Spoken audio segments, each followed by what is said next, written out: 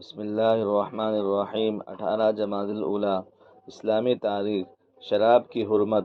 اللہ تعالیٰ نے مسلمانوں کو اسلامی ماحول میں زندگی گزارنے اور احکام الہی پر عمل کرنے کے لیے مدینہ کا سازگار ماحول عطا کیا تاکہ زمانۂ جاہلیت کی تمام رسموں اور بری عادتوں کو ختم کر کے اسلامی معاشرے کا عملی نمونہ دنیا کے سامنے آ جائے۔ ان کی سب سے بری عادت شراب نوشی تھی۔ اس کی محبت عربوں کی گھٹتی میں پڑی ہوئی تھی، چنانچہ شراب اور جوئے کے بارے میں پہلا حکم سن 3 ہجری میں نازل ہوا۔ اس میں بھلائی کے مقابلے میں برائی اور گناہ زیادہ ہے، حتیٰ کہ عقل و ہوش تک ختم کر دیتی ہے، چنانچہ بعض لوگوں نے اسے چھوڑ دیا۔ پھر دوسرا حکم نازل ہوا کہ شراب اور نشے کی حالت میں نماز کے قریب مت جاؤ، چنانچہ صحابہ نے اس کو ترک کر دیا۔ جبکہ نشے کی حالت میں نماز نہیں پڑھ سکتے تو اس سے بچنا چاہیے۔ پھر شراب کے متعلق سورہ مائدہ کی 3 آیت نازل ہوئی۔ اس میں قطعی طور پر شراب کو حرام قرار دے دیا گیا۔ صحابہ کرام کی ایمانی جذبے کا حال یہ تھا کہ حکم ملتے ہی شراب کے برتن اور مٹکے توڑ ڈالے، یہاں تک کہ مدینہ کی گلیوں اور سڑکوں پر شراب بہتی نظر آ رہی تھی۔ نمبر 2، حضور کا معجزہ۔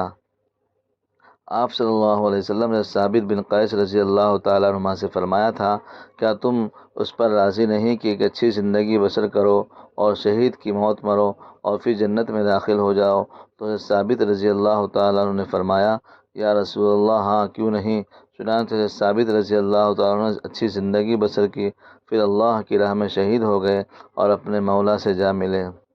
نمبر 3، ایک فرض کے بارے میں وراثت میں لڑکی کو حصہ دینا۔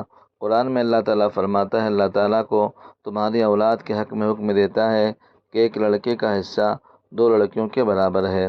فائدہ: والدین کی وراثت میں لڑکے کے 2 حصے اور لڑکی کا 1 حصہ ہوتا ہے، جس کا ادا کرنا فرض ہے۔ نمبر 4، ایک سنت کے بارے میں فساد کرنے والوں پر غلبہ پانے کی دعا۔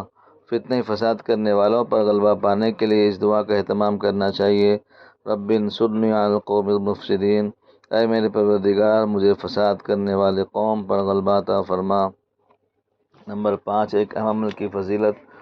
رسول اللہ صلی اللہ علیہ وسلم نے فرمایا، اللہ کے راستے میں ایک رات جاگ کر پہرا دینا 1000 راتوں کی عبادت اور 1000 دنوں کے روزے سے زیادہ افضل ہے۔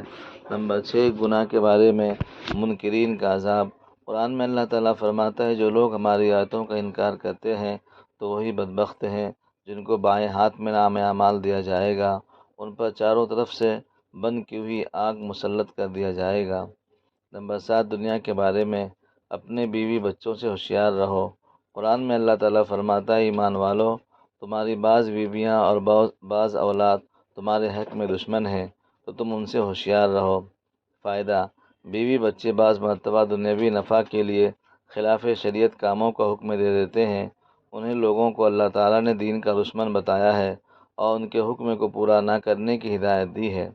نمبر 8، آخرت کے بارے میں رسول اللہ نے فرمایا، دوزخ کو 1000 سال تک دہکایا گیا تو وہ لال ہو گئی، پھر 1000 سال تک دہکایا گیا تو وہ سفید ہو گئی، پھر 1000 سال تک دہکایا گیا تو اب وہ بہت کالی اور بہت زیادہ گھٹیا ہو گئی۔